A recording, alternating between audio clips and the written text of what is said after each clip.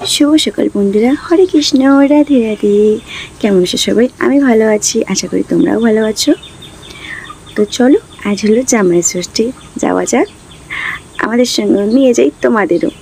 आमार मा जाने ना आमी जाচ্ছি कारण आमार बोनके बोले दिएछि जेन जेते पारबो ना आमी व्यस्त आछि आमार बड़ो व्यस्त आछे तो आमी जेते पारबो ना এইভাবে বিশ্বাস দিয়েছি। তো তোমাদেরকে গিয়ে দেখাচ্ছি আমার মায়ের রিয়াকশনটা ঠিক কীরকম। তো এখানে কিছু জামা কাপড় বার করে নিয়েছি। ওই কালো ড্রেসটা বলছে মা আমাকে এটা পরাও, আমাকে হিরো লাগবে। তারপরে বাবার জন্য বার করলাম সাদা ড্রেস এবং আমার জন্য খুবই সিম্পল একটা শাড়ি। এর থেকে সিম্পল আমার কাছে আর কোনো নেই এত গরমে। তো আমি একটু রেডি করে নিই ব্যাগটা। আমার ছেলে তো কটার গেঞ্জির পর যে কালো গেঞ্জিটা চেঞ্জ করলো তার ঠিক নেই। অন্যদিন স্কুলে যাওয়ার জন্য তো রেডি হয় না বা ওঠে না, কিন্তু আজ দিদির ঘর যাবে যেহেতু ভোর ভোর উঠে পড়েছে এবং আমার সব কিছু কাজে হেল্প করছে। বিছানা ঠিক করে দেওয়া এবং আমার ব্যাগ রেডি করে দেওয়া এবং আরও অনেক কিছু কাজ যেগুলো আমাকে হেল্প করছে যাতে তাড়াতাড়ি হয় এবং ওর দিদির কাছে তাড়াতাড়ি যেতে পারে।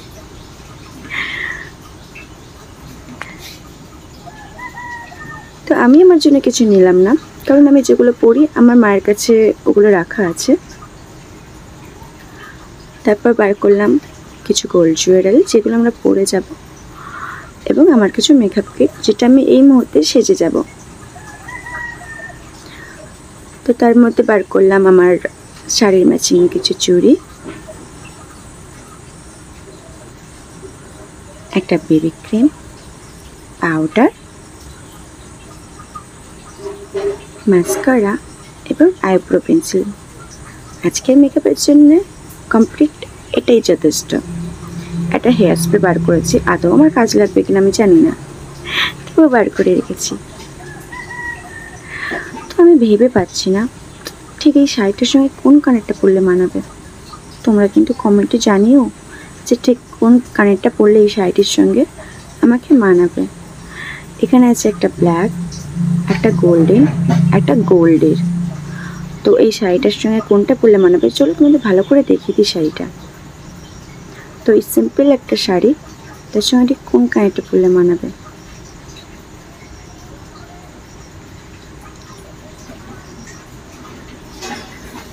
তো আমার ছেলে তো বলছে মা এই গোল্ডেনটা পরো, গোল্ডেনটা পরো।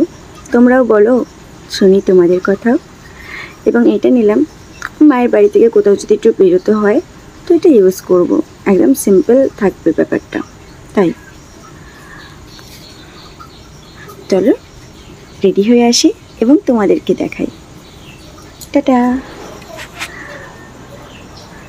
আমি একদম ফ্রেশ হয়ে রেডি হয়ে গিয়েছি মায়ের বাড়ি যাওয়ার জন্য। তো এখানে এসে একটু ঢঙও করে দিলাম।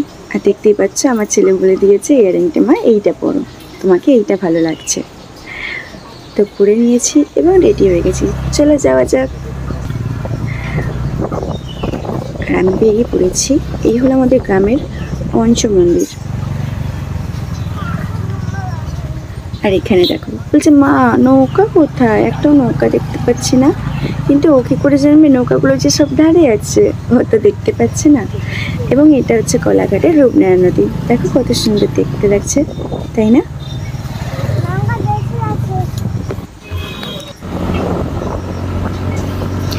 এবং গাড়ির পাম্প ছিল না, তাই একটু পাম্প দিয়ে নিয়েছিল ওই সময়তে।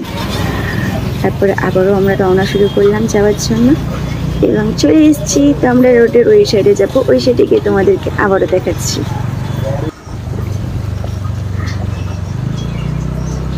তো আমরা এই সাইডে চলে এসেছি এবং দেখা যাক আমার মায়ের রিয়াকশানটা ঠিক কীরকম হয়। এবং তোমরাও দেখবে আমি গেলে আমার মা ঠিক কীভাবে আশ্চর্য হয়ে যায়।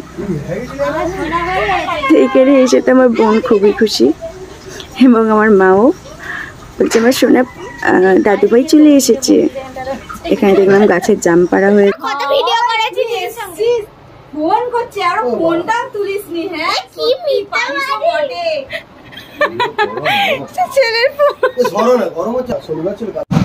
তো চলে এলাম আমার মায়েদের ঘরে। এরপরে ব্লগটা দেখতে চলো তোমরা, খুব মজাদার আছে। চ্যানেলটিকে সাবস্ক্রাইব করো, ভালো লাগলে কমেন্ট করো এবং একটা লাইক করে দিও। বাই বাই, ভালো থাকো সবাই।